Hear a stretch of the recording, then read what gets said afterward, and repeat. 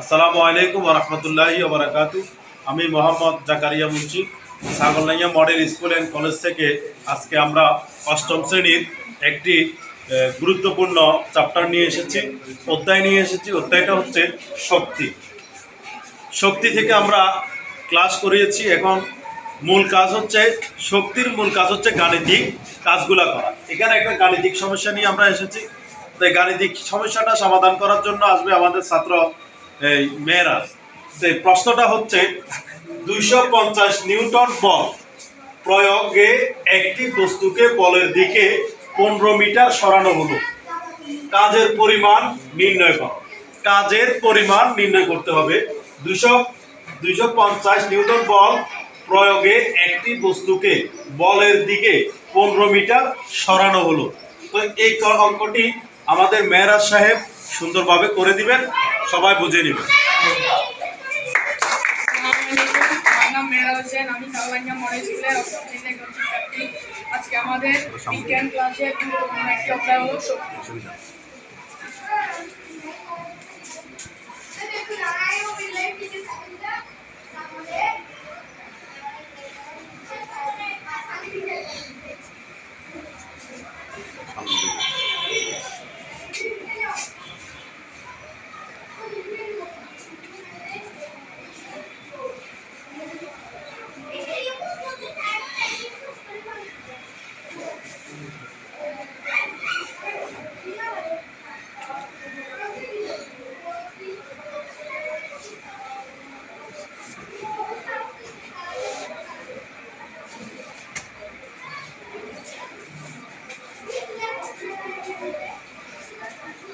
আরো বড় করে দেখো।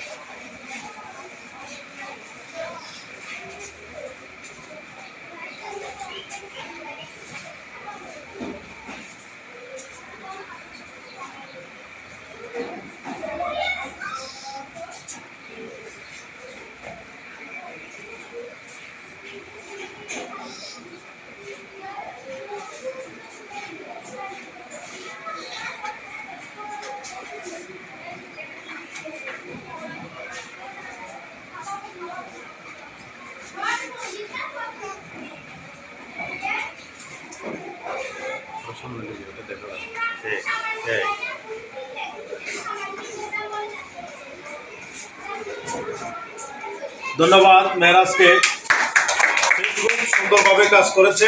কাজটি হচ্ছে এখানে দেওয়া আছে, প্রশ্নে দেওয়া আছে বল বল এফ সমান 250 নিউটন, এস হচ্ছে সরণ 15 মিটার, আর ডাব্লিউ হোয়াট, তার মানে কাজ কি, কাজের পরিমাণ কত।